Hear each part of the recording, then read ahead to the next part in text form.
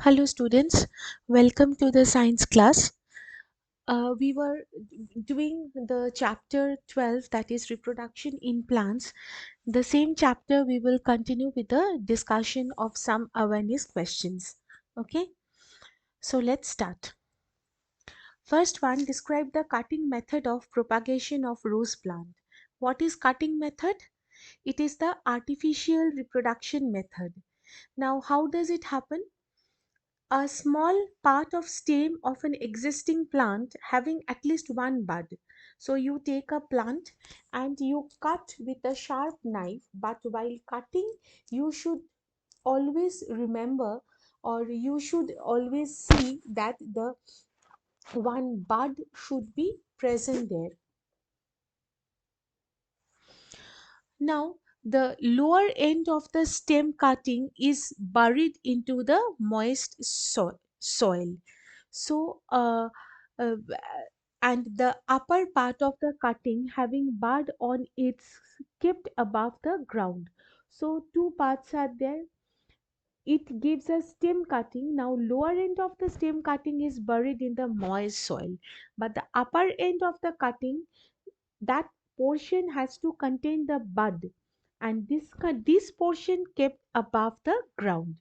Now the cutting planted in soil and watered every day. Okay, the cutting portion has to be planted properly in the soil and it has to be watered every day, so that after a few days the cutting will develop into root and the bud grows and produces the shoot.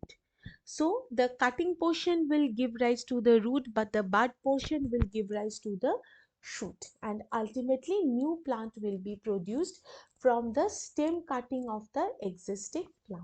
Okay, so in the diagram, in the picture also it is given, it is the vegetative propagation of the plant by cutting method. First is a stem cutting with the bud is buried in the soil, and soon the stem cutting develops into roots and shoots, which is prominent in the diagram. Upper part develops into the shoot system and the lower part develops into root system, and ultimately the new plant is formed. Next is, how do plants such as ferns and mosses reproduce? There are plants like the ferns and the mosses, and how do they reproduce? This is the question. Now, the plants such as ferns and mosses also reproduce by means of spore. So, what is fern? Fern is a flowerless green plant which has a feathery leaf. You can see this fern plantation everywhere in the in the mountainous region, and they reproduce by spore which are released from the underside of its leaf. Okay, so the cluster of the spore containing the sporangia on the underside of the fern leaf are called sori. So what is that? First is a fern, it is a flowerless green plant. Next is it this flowerless green plant has a feathery leaf. Now, the fern plants reproduced by spore which are released from the underside of the leaf, and the cluster of the spore containing the sporangia in the underside of the fern are called as a sori. Okay. Next, coming into the moss.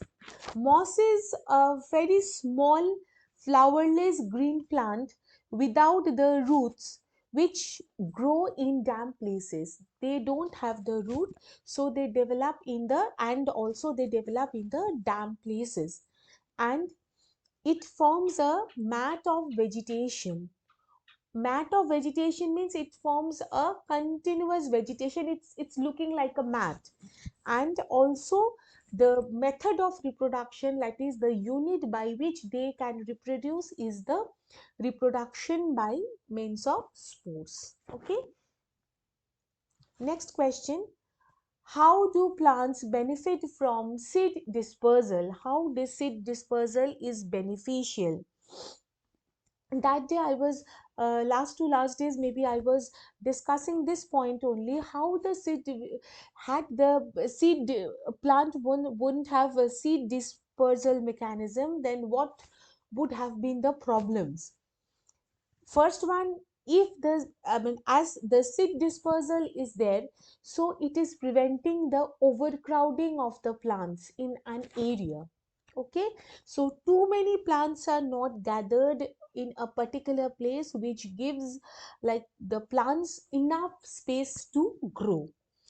Seed dispersal also reduces or prevents the competitions for water, mineral, sunlight among the plants. Otherwise, they would have quarreled in a sense. They would have competed for the raw material for their survival, and as a result of which, many plants, those who are not getting properly the these material, they would have died.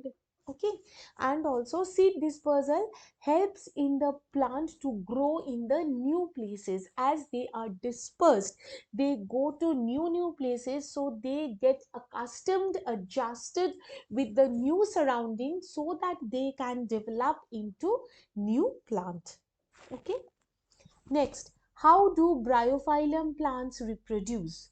Now, what is bryophyllum plant? It is a type of a plant which reproduce in a very special manner with the help of the bud. So the leaves develop some buds in its margin. In the figure, in the diagram also, you can see the buds are developing in the margin of the leaves. Now, when a mature bryophyllum leaves falls on the ground, then whatever buds are there, each bud grows into a new plant. Sometimes it is also been seen that before the leaf drops off from the bryophyllum plant, we can see new plants already growing on it. Before the leaves are dropped off, new plants started coming there. Okay, so bryophyllum is a plant which reproduce with the help of the bud, and the bud develops on the margin of the leaves. Okay, so by this you had learned, or you I had discussed some of the questions from awareness. In the next class we will discuss more questions. Till then, all of you stay safe. Thank you.